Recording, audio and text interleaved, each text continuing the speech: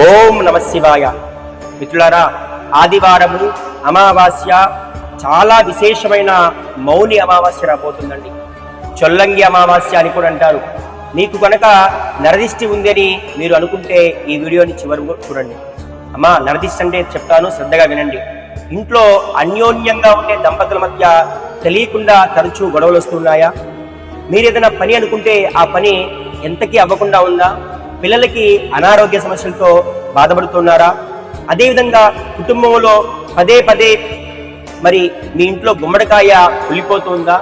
ఏదైనా దేవాలయానికి యాత్రకు వెళ్దాం అనుకుంటే ఆ యాత్ర అనుకోకుండా వాయిదా పడుతుందా? ఇవి నరదిష్టికి మూలమండి. నరదిష్టికి నలరాయైనా పగిలిపోతుందని శాస్త్రము. అందుకనే ఈ రోజున చక్కగా నేను చెప్పే పరిహారాలు చేసుకోండి. ఎప్పుడొచ్చిందో చెప్తున్నాను, డేట్ శ్రద్ధగా వినమ్మా. 2026 జనవరి నెల 18వ తారీఖు ఆదివారము అమావాస్య రాత్రి 1:27 వరకు ఉన్నది. ఈ రోజున మీ ఇల్లంతా కూడా పరిశుభ్రం చేసుకోండి. అదేవిధంగా ఇంట్లో చక్కగా సాంబ్రాన్ని పొగ వేసుకొని ఇల్లంతా కూడా సాంబ్రాన్ని పొగవేయండి. చక్కగా గుమ్మడికాయని పూజించిన గుమ్మడికాయని ముందు రోజు కానివ్వండి, లేదా ఈ రోజు పూజించిన అమావాస్య రోజు పూజించిన గుమ్మడికాయని ఇంట్లో కట్టుకోండి, నిమ్మకాయలు కట్టుకోండి. అదేవిధంగా ఇంటి ముందు ఉన్నటువంటి గుమ్మం ముందు కొబ్బరికాయ మీద కర్పూరం పెట్టి లేదా గుమ్మడికాయ పెట్టి ముందుకు 3 సార్లు వెనక 3 సార్లు దిష్టి మొత్తం పోవాలనుకుంటూ ఆ గుమ్మడికాయని బయట కొట్టేసేసేయండి. నిమ్మకాయ కట్ చేసి పసుపు కుంకుమ వద్ది చక్కగా ఇంట్లో అందరి పేర్లు తలుచుకొని ఏ దోషాలను కూడా తొనుకుని ఆ గుమ్మం మీద పెట్టండి.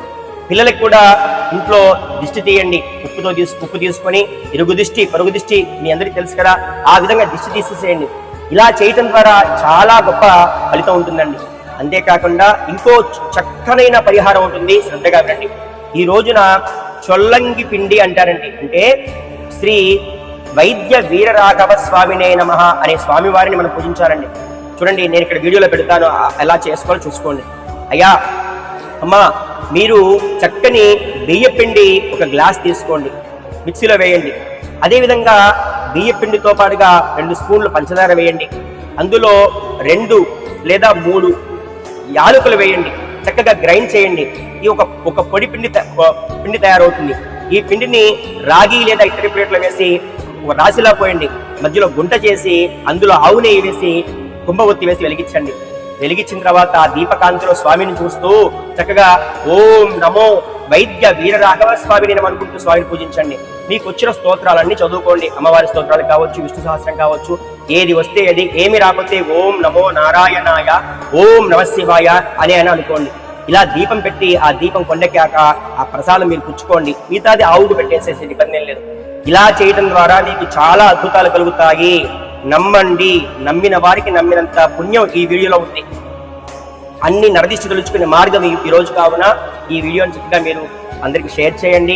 అదేవిధంగా చాలా మంది ఏం చేస్తారంటే మౌనం పాటిస్తారండి. మౌని అమావాస్య అంటే మౌనంగా ఉండడం నేర్చుకోవాలి. వీళ్ళంత వరకు కుదిరితే రోజంతా మౌనంగా ఉండండి, లేదా ఒక 2-3 గంటల సేపు అయినా పూర్తిగా మాట్లాడకుండా ఉండే ప్రయత్నం చేయండి. ఇలా చేయడం వల్ల కూడా ఆ దోషాలు తొలగిపోతాయని శాస్త్రము. ఈ వీడియోని అందరికీ షేర్ చేయండి.